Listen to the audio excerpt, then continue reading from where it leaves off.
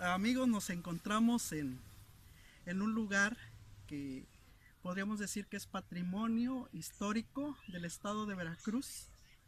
Eh, es un lugar que todavía no ha sido considerado dentro de la protección de los monumentos, sitios y zonas arqueológicas de lo que es esta zona de la Huasteca veracruzana.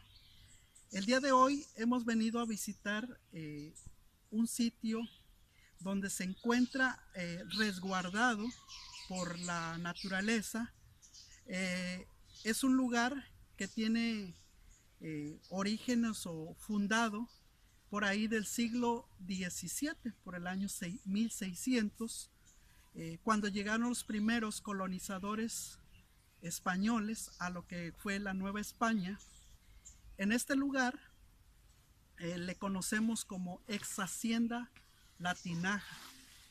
Está ubicado en el lugar del mismo nombre y aún este lugar está, para mí representa con mucho orgullo un patrimonio de la comunidad y del municipio de Tamiagua, porque nos encontramos en la ex hacienda y vemos cómo, a pesar de haber pasado varios siglos, pues imagínense, 1600, estamos en el año 2017 y aún las paredes o la construcción de lo que fue esta hacienda aún están vigentes y se encuentran de manera, podríamos decir, intactas. Aquí la pregunta está para muchos de los que no sabían cuando les mencionamos del lugar.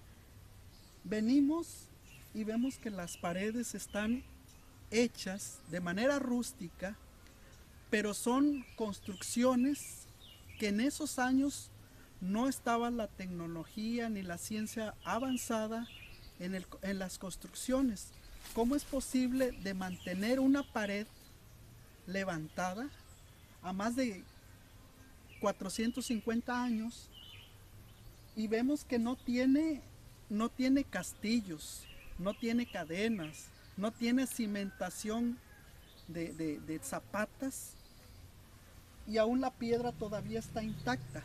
Vemos que son piedras de tepetate que fueron sedimentadas y consolidadas ya de manera como roca, y tenemos la piedra de la Laja, porque aquí cerca está un río y vemos que suponemos que esta grava de ahí la trajeron, pero si vemos la mezcla es diferente porque no es mezcla de cemento, de la como que actualmente se conoce, sino que es una mezcla que le llamaban en ese entonces de cal y canto, que está construida de esa época.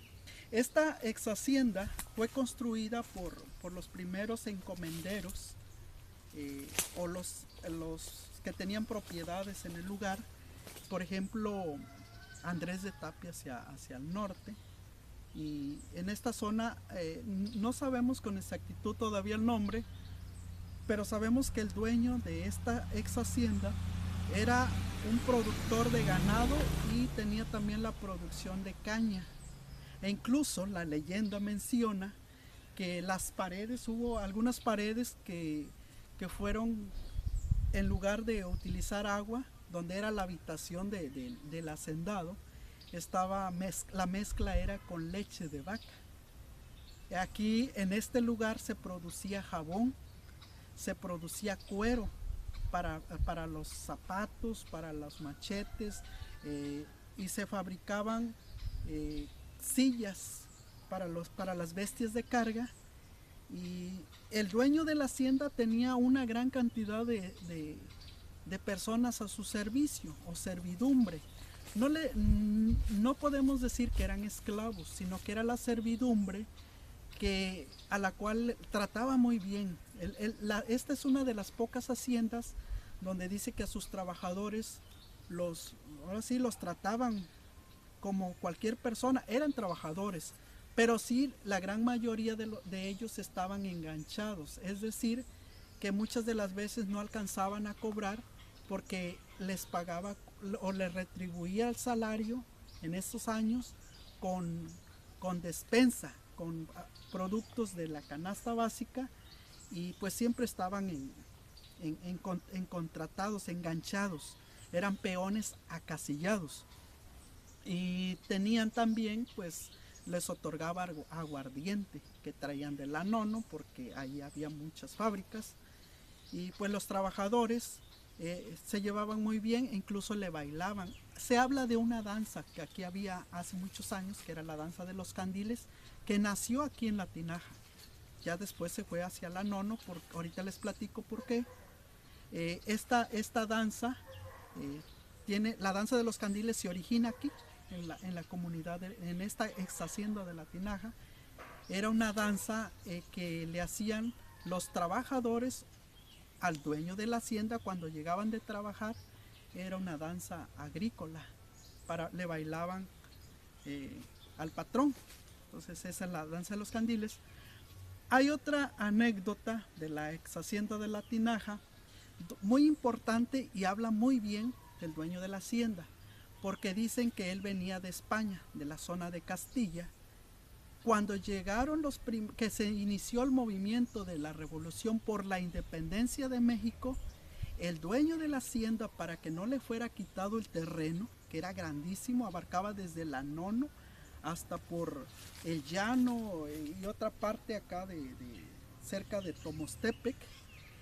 Lo que hizo el dueño de la hacienda para no perder ese terreno, lo repartió entre sus trabajadores, y a todos como los bautizaron, empezaron a llevar el apellido de castellanos. Entonces por eso vemos que en la Nono, en la Labor, en Naranjos y en algunos lugares hay mucha familia castellanos que salió precisamente de este lugar, pero sus antepasados eran trabajadores de la ex hacienda. Como venían de Castilla, por eso llevan el apellido castellanos, pero eran los que se dedicaban al servicio del hacendado de este lugar. Entonces ellos fueron uno de los más beneficiados en la repartición de las tierras, para que el gobierno del México independiente no les quitara sus terrenos. Ya posteriormente pues fueron convertidos en ejidos.